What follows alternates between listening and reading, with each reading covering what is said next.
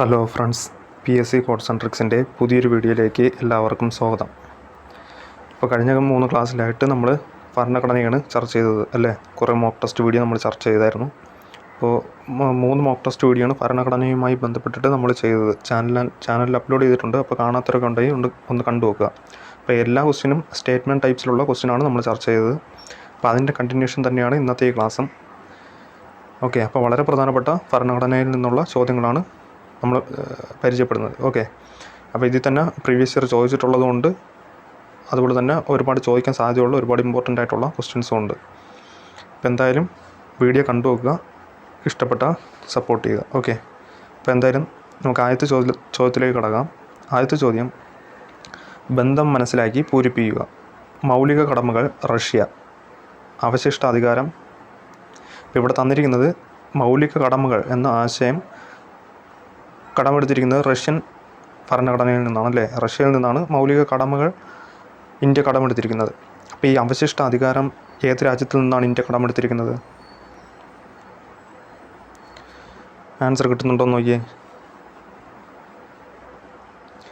അപ്പോൾ ഞാൻ ആൻസറിലേക്ക് കിടക്കാം. ആൻസർ കാനഡയാണ് കേട്ടോ. ഓപ്ഷൻ എ ആണ് ആൻസർ, കാനഡ. അപ്പോൾ മൗലിക കടമകൾ റഷ്യയിൽ നിന്നാണ് ഇന്ത്യ കടമെടുത്തിരിക്കുന്നത്. അതുപോലെ അവശിഷ്ടാധികാരം എന്ന ആശയം ഇന്ത്യ കടം കൊണ്ടിരിക്കുന്നത് കാനഡയുടെ ഭരണഘടനയിൽ നിന്നാണ്. ഓക്കെ, അപ്പോൾ ആ കാര്യം അറിഞ്ഞിരിക്കുക. അടുത്ത ചോദ്യം, ഭരണഘടനയുടെ ഏത് അനുച്ഛേദത്തിലാണ് സ്വത്തവകാശത്തെക്കുറിച്ച് പ്രതിപാദിക്കുന്നത്? ഓപ്ഷൻ എ അനുച്ഛേദം 300A, ഓപ്ഷൻ ബി അനുച്ഛേദം 280, ഓപ്ഷൻ സി അനുച്ഛേദം 256A, ഓപ്ഷൻ ഡി അനുച്ഛേദം 278. ഭരണഘടനയുടെ ഏത് അനുച്ഛേദത്തിലാണ് സ്വത്തവകാശത്തെക്കുറിച്ച് പ്രതിപാദിക്കുന്നത്? അപ്പോൾ നമുക്കറിയാം അല്ലേ, സ്വത്തവകാശം ഇന്ത്യൻ ഭരണഘടന നിലവിൽ വന്നപ്പോൾ സ്വത്തവകാശം ഒരു മൗലിക അവകാശമായിരുന്നു. എന്നാൽ അത് പിന്നീട് ഭേദഗതി ചെയ്ത് സ്വത്തവകാശത്തെ മൗലിക അവകാശങ്ങളിൽ നിന്ന് നീക്കം ചെയ്ത് ഇപ്പോൾ അതൊരു എന്താണ്, നിയമാവകാശമാണ് അല്ലേ, നിയമാവകാശമാണ്.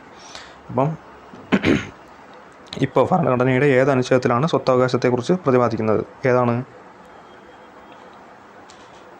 അനുച്ഛേദം 300A ആണ് കേട്ടോ. ഓപ്ഷൻ എ ആണ് ആൻസർ. അനുച്ഛേദം 300Aയിലാണ് സ്വത്തവകാശത്തെക്കുറിച്ച് പ്രതിപാദിക്കുന്നത്. ഓക്കെ, വളരെ പ്രധാനപ്പെട്ട ചോദ്യങ്ങളാണ്, പഠിച്ചിരിക്കുക. അപ്പോൾ നമുക്ക് അടുത്ത ചോദ്യത്തിലേക്ക് കടക്കാം. അടുത്ത ചോദ്യം, തദ്ദേശ ഭരണം ഏത് വിഭാഗത്തിൽപ്പെടുന്നു? Union list, state list, concurrent list, അവശിഷ്ടാധികാരങ്ങൾ. അപ്പോൾ ഇത് വലിയ ബുദ്ധിമുട്ടില്ലാത്തൊരു ക്വസ്റ്റ്യൻ തന്നെയാണ്. അപ്പോൾ തദ്ദേശ ഭരണം ഏത് വിഭാഗത്തിലാണ് പെടുന്നത്? എല്ലാവർക്കും അറിയാമെന്നുള്ള ഒരു ക്വസ്റ്റ്യനാണ്.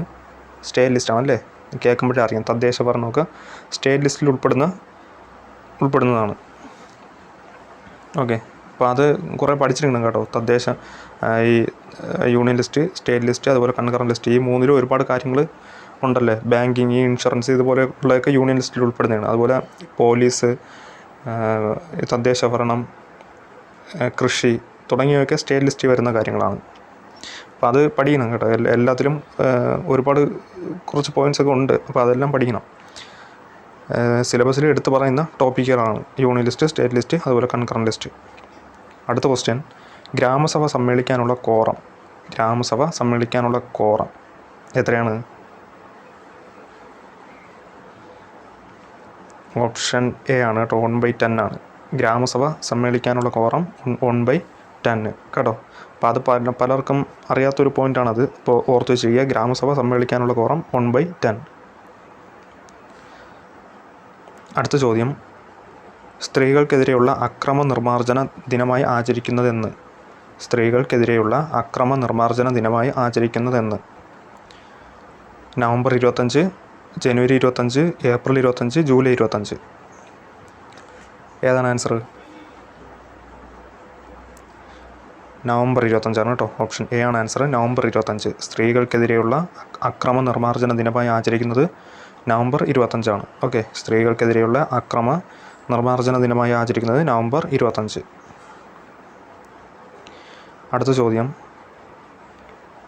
അടുത്തൊരു പ്രസ്താവന ടൈപ്പ് ഒരു ചോദ്യമാണ്. ശരിയായ പ്രസ്താവനകൾ ഏതൊക്കെ? 1. ഇന്ത്യൻ ഭരണഘടന തയ്യാറാക്കാൻ ഭരണഘടനാ നിർമ്മാണ സഭ രൂപീകരിക്കണമെന്ന ആശയം MN റോയ് മുന്നോട്ട് വെച്ചു.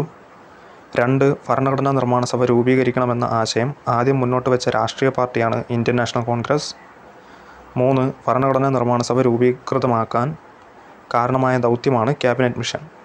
വളരെ പ്രധാനപ്പെട്ട ഒരു ക്വസ്റ്റ്യൻ ആണ് കേട്ടോ. ഈ 3 സ്റ്റേറ്റ്മെൻറ്റുകളും വളരെ പ്രധാനപ്പെട്ടതാണ്. അപ്പോൾ ഇതിൽ ശരിയായിട്ടുള്ള പ്രസ്താവനകൾ ഏതൊക്കെയാണ്?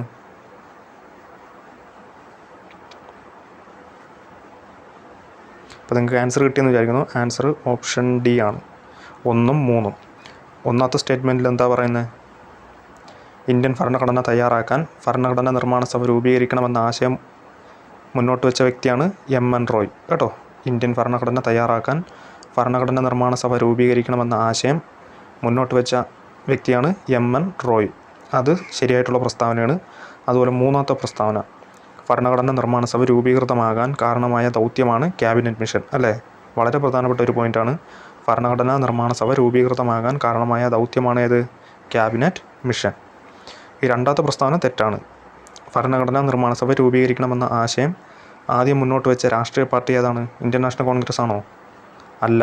ഏതെന്നുള്ളത് നിങ്ങളുടെ വീഡിയോയുടെ താഴെ കമൻറ്റ് ചെയ്യുക കേട്ടോ, അതിന് റിപ്ലൈ തരാം. ഭരണഘടനാ നിർമ്മാണ സഭ രൂപീകരിക്കണമെന്ന ആശയം ആദ്യം മുന്നോട്ട് വെച്ച രാഷ്ട്രീയ പാർട്ടി ഏതെന്നുള്ളത് നിങ്ങളുടെ വീഡിയോയുടെ താഴെ കമൻറ്റ് ചെയ്യുക. അടുത്ത ചോദ്യം, ഒരു രാഷ്ട്രത്തിൻ്റെ നിയമനിർമ്മാണ നടപടികളിലും നീതി നിർവഹണത്തിലും പങ്കെടുക്കാൻ അധികാരമുള്ള ഏതൊരു വ്യക്തിയെയും ആ രാഷ്ട്രത്തിലെ പൗരൻ എന്ന് വിളിക്കാം. ആരുടെ വാക്കുകളാണിവ? ഒരു രാഷ്ട്രത്തിൻ്റെ നിയമനിർമ്മാണ നടപടികളിലും നീതി നിർവഹണത്തിലും പങ്കെടുക്കാൻ അധികാരമുള്ള ഏതൊരു വ്യക്തിയെയും ആ രാഷ്ട്രത്തിലെ പൗരൻ എന്ന് വിളിക്കാം. ആരുടെ വാക്കുകളാണിവ? Options: Aristotle, Gandhiji, Jawaharlal Nehru, Rousseau. ആരുടെ വാക്കാണിത്? അരിസ്റ്റോട്ടിലാണ് കേട്ടോ. SCERT പോയിൻ്റാണ്, ഒന്ന് ഓർത്ത് വെച്ചിരിക്കുക. ഒരു രാഷ്ട്രത്തിൻ്റെ നിയമനിർമ്മാണ നടപടികളിലും നീതി നിർവഹണത്തിലും പങ്കെടുക്കാൻ അധികാരമുള്ള ഏതൊരു വ്യക്തിയെയും ആ രാഷ്ട്രത്തിലെ പൗരൻ എന്ന് വിളിക്കാം. ഇത് അരിസ്റ്റോട്ടിൻ്റെ വാക്കുകളാണ്. അടുത്ത ചോദ്യം, അടുത്തൊരു സ്റ്റേറ്റ്മെൻറ്റ് ടൈപ്പ് ഒരു ക്വസ്റ്റ്യനാണ്. ഇന്ത്യൻ ഭരണഘടനയുടെ ആമുഖവുമായി ബന്ധപ്പെട്ട ശരിയായ പ്രസ്താവനകൾ ഏതൊക്കെ? 1. ആമുഖം അനുസരിച്ച് ഇന്ത്യ ഒരു പരമാധികാര സോഷ്യലിസ്റ്റ് മതേതര ജനാധിപത്യ റിപ്പബ്ലിക് രാജ്യമാണ്. 2. 42ാം ഭേദഗതി വഴി ആമുഖത്തിൽ സോഷ്യലിസ്റ്റ്, സെക്യുലർ, ഇൻ്റഗ്രിറ്റി എന്നീ വാക്കുകൾ കൂട്ടിച്ചേർത്തു.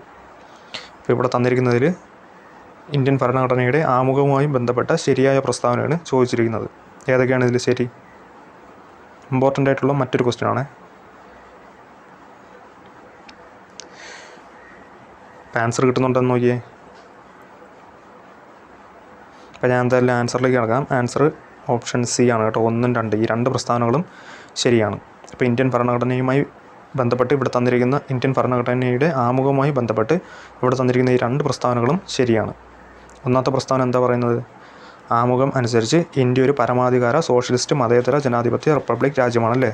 ശരിയാണ് ആ സ്റ്റേറ്റ്മെൻറ്റ്. ആമുഖം അനുസരിച്ച് ഇന്ത്യ ഒരു പരമാധികാര സോഷ്യലിസ്റ്റ് മതേതര ജനാധിപത്യ റിപ്പബ്ലിക് രാജ്യമാണ്. അതുപോലെ രണ്ടാമത്തെ സ്റ്റേറ്റ്മെൻറ്റ്, 42ാം ഭേദഗതി വഴി ആമുഖത്തിൽ 3 വാക്കുകളാണ് കൂട്ടിച്ചേർത്തത് അല്ലേ? ഏതൊക്കെയാണ്? Socialist, secular, integrity. അപ്പോൾ ശ്രദ്ധിച്ചോളാം, ഈ 42ാം ഭേദഗതിയൊക്കെ സിലബസിൽ എടുത്ത് പറയുന്ന ഈ CPO, വുമൺ CPO, അതുപോലെ IRB, അതുപോലെ ബീറ്റ് ഫോറസ്റ്റ് ഓഫീസർ തുടങ്ങിയ എക്സാമിനൊക്കെ എടുത്ത് പറഞ്ഞിരിക്കുന്ന ഒരു ഭേദഗതിയാണ് ഏത്? 42ാം ഭേദഗതിയൊക്കെ. അപ്പോൾ ശ്രദ്ധിച്ചോളണം, 42ാം ഭേദഗതി വഴി ആമുഖത്തിൽ സോഷ്യലിസ്റ്റ്, സെക്യുലർ, ഇൻ്റഗ്രിറ്റി എന്നീ വാക്കുകൾ കൂട്ടിച്ചേർത്തു. അപ്പോൾ വേണമെങ്കിൽ ചോദിക്കാം, സോഷ്യലിസ്റ്റ്, സെക്യുലർ, ഇൻ്റഗ്രിറ്റി എന്നീ വാക്കുകൾ കൂട്ടിച്ചേർത്തത് ഏത് ഭരണഘടനാ ഭേദഗതിയിലൂടെയാണെന്ന് ചിലപ്പോൾ ചോദിക്കാം. അപ്പോൾ ഏതാണ്? 42ാം ഭേദഗതിയാണ്. ഓക്കെ, അപ്പോൾ അടുത്ത ചോദ്യം നോക്കാം. ഇന്ത്യൻ പൗരന്മാരെ വിവാഹം കഴിക്കുന്ന വിദേശികൾക്ക് ഇന്ത്യൻ പൗരത്വം നേടാനുള്ള മാർഗം ഏത്? ഇന്ത്യൻ പൗരന്മാരെ വിവാഹം കഴിക്കുന്ന വിദേശികൾക്ക് ഇന്ത്യൻ പൗരത്വം നേടാനുള്ള മാർഗം. ഓപ്ഷൻ എ പിന്തുടർച്ച വഴിയുള്ള പൗരത്വം, ഓപ്ഷൻ ബി രജിസ്ട്രേഷൻ വഴിയുള്ള പൗരത്വം, ഓപ്ഷൻ സി ചിരകാല അധിവാസം മുഖേനയുള്ള പൗരത്വം, ഓപ്ഷൻ ഡി പ്രദേശ സംയോജനം വഴിയുള്ള പൗരത്വം. ഏതാണ് ആൻസർ? ഓപ്ഷൻ ബി ആണ് കേട്ടോ, രജിസ്ട്രേഷൻ വഴിയുള്ള പൗരത്വമാണ്. ഓക്കെ, അപ്പോൾ ഇന്ത്യൻ പൗരന്മാരെ വിവാഹം കഴിക്കുന്ന വിദേശികൾക്ക് ഇന്ത്യൻ പൗരത്വം നേടാനുള്ള മാർഗം രജിസ്ട്രേഷൻ വഴിയുള്ള പൗരത്വമാണ്. ജസ്റ്റ് ഒന്ന് ഓർത്ത് വെച്ചിരിക്കുക. അടുത്ത ചോദ്യം, തന്നിരിക്കുന്നവയിൽ മൗലികാവകാശങ്ങളുടെ വിശേഷണം അല്ലാത്തത് ഏത്? ഇപ്പോൾ ഇവിടെ തന്നിരിക്കുന്നതിൽ മൗലികാവകാശങ്ങളുടെ വിശേഷണം അല്ലാത്തതാണ് ചോദിച്ചിരിക്കുന്നത്. ഓപ്ഷൻ എ ഇന്ത്യൻ ഭരണഘടനയുടെ ആധാരശില, ഓപ്ഷൻ ബി ഇന്ത്യൻ ഭരണഘടനയുടെ തിരിച്ചറിയൽ കാർഡ്, ഓപ്ഷൻ സി ഇന്ത്യൻ ഭരണഘടനയുടെ ആണിക്കല്ല്, ഓപ്ഷൻ ഡി ഇന്ത്യയുടെ മാഗ്ന കാർട്ട. ഇപ്പോൾ മൗലികാവകാശങ്ങളുടെ വിശേഷണം അല്ലാത്തത് ഏതെന്നാണ് ചോദിച്ചിരിക്കുന്നത്. ഏതാണ്? സിമ്പിളായിട്ടുള്ളൊരു ക്വസ്റ്റ്യൻ ആണ്. ആൻസർ ഓപ്ഷൻ ബി ആണ് കേട്ടോ. ഓപ്ഷൻ ബി ആണ് ആൻസർ. ഇന്ത്യൻ ഭരണഘടനയുടെ തിരിച്ചറിയൽ കാർഡ് എന്നത് മൗലികാവകാശങ്ങളുടെ വിശേഷണം അല്ല. ബാക്കി മൂന്നും മൗലികാവകാശങ്ങളുടെ വിശേഷണമാണ് കേട്ടോ. അത് ജസ്റ്റ് ഒന്ന് നോക്കി പോവുക.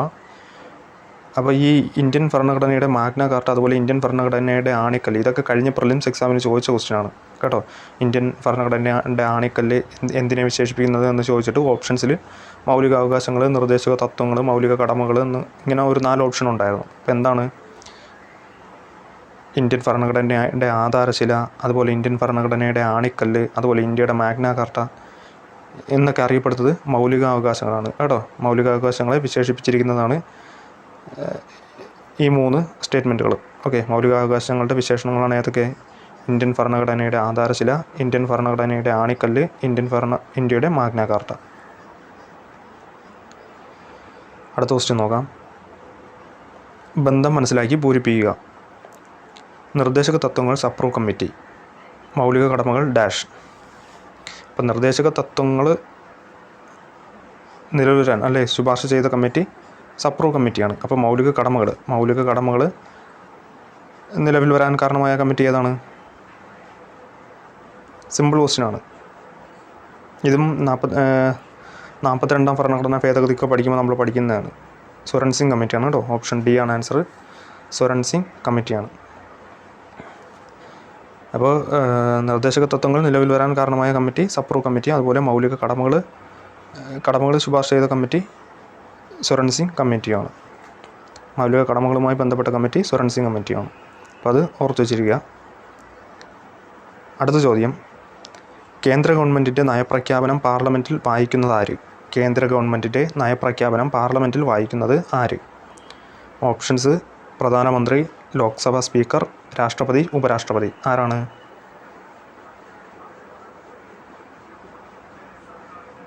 ഒരു ഊഹം വെച്ചൊക്കെ നമുക്ക് എഴുതാൻ സാധിക്കുന്നതാണ്. ആൻസർ രാഷ്ട്രപതിയാണ് കേട്ടോ. ഓപ്ഷൻ സി ആണ് ആൻസർ, രാഷ്ട്രപതി. കേന്ദ്ര ഗവൺമെൻറ്റിൻ്റെ നയപ്രഖ്യാപനം പാർലമെൻറ്റിൽ വായിക്കുന്നത് രാഷ്ട്രപതിയാണ് കേട്ടോ. മറന്നു പോകരുത്. കേന്ദ്ര ഗവൺമെൻറ്റിൻ്റെ നയപ്രഖ്യാപനം പാർലമെൻറ്റിൽ വായിക്കുന്നത് രാഷ്ട്രപതി. അടുത്ത ചോദ്യം. ലോക്സഭാ അംഗങ്ങളുടെയും രാജ്യസഭാ അംഗങ്ങളുടെയും അയോഗ്യത സംബന്ധിച്ച് രാഷ്ട്രപതിയെ ഉപദേശിക്കുന്നത് ആര്? ലോക്സഭാ അംഗങ്ങളുടെയും രാജ്യസഭാ അംഗങ്ങളുടെയും അയോഗ്യത സംബന്ധിച്ച് രാഷ്ട്രപതിയെ ഉപദേശിക്കുന്നത് ആരാണ്?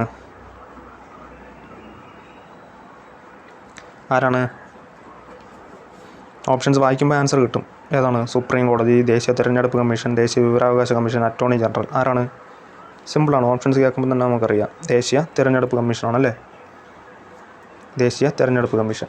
അപ്പോൾ ലോക്സഭാ അംഗങ്ങളുടെയും രാജ്യസഭാ അംഗങ്ങളുടെയും അയോഗ്യത സംബന്ധിച്ച് രാഷ്ട്രപതിയെ ഉപദേശിക്കുന്നത് ആരാണ്? ദേശീയ തിരഞ്ഞെടുപ്പ് കമ്മീഷൻ. അടുത്ത ചോദ്യം. ഭരണഘടനയിൽ 10ാം പട്ടിക കൂട്ടിച്ചേർത്ത ഭേദഗതി ഏത്?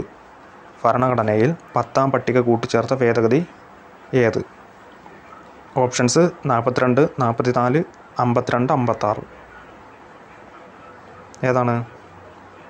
ഏത് ഭേദഗതിയിലൂടെയാണ് ഭരണഘടനയിൽ 10ാം പട്ടിക കൂട്ടിച്ചേർത്തത്? ഓപ്ഷൻ സി ആണ് കേട്ടോ ആൻസർ. 52ാം ഭേദഗതിയിലൂടെയാണ്. 52ാം ഭേദഗതിയിലൂടെയാണ് ഭരണഘടനയിൽ 10ാം പട്ടിക കൂട്ടിച്ചേർത്തത്. ഓക്കെ, അപ്പോൾ വളരെ ഇമ്പോർട്ടൻ്റ് ആയിട്ടുള്ള ഭേദഗതിയാണ് കേട്ടോ അത്. ഇപ്പം ഈ 42ാം ഭേദഗതി, 44ാം ഭേദഗതി, 52ാം ഭേദഗതി, അതുപോലെ 86ാം ഭേദഗതി, 91ാം ഭേദഗതി, 73ാം ഭേദഗതി, 74ാം ഭേദഗതി, ഇതൊക്കെ വളരെ ഇമ്പോർട്ടൻ്റ് ആയിട്ടുള്ളതാണ്. ഈ സിലബസിൽ എടുത്തു പറയുന്ന ഭേദഗതികളാണ് അതൊക്കെ വളരെ ഇമ്പോർട്ടൻ്റ് ആയിട്ടുള്ളതാണ്. അതൊക്കെ പഠിക്കാതെ പോകരുത് കേട്ടോ. ആ ഭേദഗതികളെല്ലാം തീർച്ചയായിട്ടും ഡീറ്റെയിൽ ആയിട്ട് തന്നെ പഠിക്കണം. ഇപ്പോൾ ഭരണഘടനയിൽ 10ാം പട്ടിക കൂട്ടിച്ചേർത്ത ഭേദഗതി ഏതെന്ന് ചോദിച്ചു കഴിഞ്ഞാൽ 52ാം ഭേദഗതി. ഓക്കെ, അപ്പോൾ ഇന്നത്തെ ക്ലാസ്സിൽ ഇത്രയും ക്വസ്റ്റ്യൻസ് നോക്കുന്നുള്ളൂ. അപ്പോൾ വീഡിയോ പ്രയോജനപ്പെട്ടെന്ന് കരുതുന്നു. അപ്പോൾ ഓൾറെഡി 3 വീഡിയോ, ഇപ്പോൾ റീസെൻ്റായിട്ട് തന്നെ നമ്മൾ ഓൾറെഡി 3 വീഡിയോ അപ്ലോഡ് ചെയ്തിരുന്നു. ഭരണഘടനയുമായി ബന്ധപ്പെട്ട് 3 വീഡിയോ അപ്ലോഡ് ചെയ്തിരുന്നു. അപ്പോൾ ആ 3 വീഡിയോയിൽ നമ്മൾ കംപ്ലീറ്റും ചർച്ച ചെയ്തത് സ്റ്റേറ്റ്മെൻറ്റ് ടൈപ്സിലുള്ള ക്വസ്റ്റ്യൻസ് ആണ്. അപ്പോൾ ഇന്നത്തെ ഈ ക്ലാസ്സിൽ അധികം സ്റ്റേറ്റ്മെൻറ്റ് ഇല്ല. ഒരു 1-2 ക്വസ്റ്റ്യൻ മാത്രമേ സ്റ്റേറ്റ്മെൻറ്റ് ആയിട്ടുണ്ടായിരുന്നുള്ളൂ. ബാക്കിയെല്ലാം സ്റ്റേറ്റ്മെൻറ്റ് അല്ലാത്ത നോർമൽ ക്വസ്റ്റ്യൻസ് ആയിരുന്നു. അപ്പോൾ ഇതുപോലത്തുള്ള ക്വസ്റ്റ്യൻ ഒരുപാട് വർക്കൗട്ട് ചെയ്യുക കേട്ടോ. തീർച്ചയായിട്ടും നിങ്ങൾക്ക് പ്രയോജനപ്പെട്ടെന്ന് കരുതുന്നു. അപ്പം വീഡിയോ പ്രയോജനപ്പെട്ടുമെന്ന് തോന്നിയാൽ ചാനലൊക്കെ ഒന്ന് സപ്പോർട്ട് ചെയ്യുക. ഓക്കെ, അപ്പോൾ ഇതിൻ്റെ കണ്ടിന്യൂഷൻ വീഡിയോ വരുന്നുണ്ട്. ഭരണഘടനയുമായി ബന്ധപ്പെട്ട് തന്നെ ഇതിൻ്റെ കണ്ടിന്യൂഷൻ വീഡിയോ അടുത്ത ക്ലാസ്സിലും വരുന്നുണ്ട്. ഓക്കെ, അപ്പോൾ പുതിയൊരു വീഡിയോയുമായി കാണുന്നവരെ ഗുഡ് ബൈ.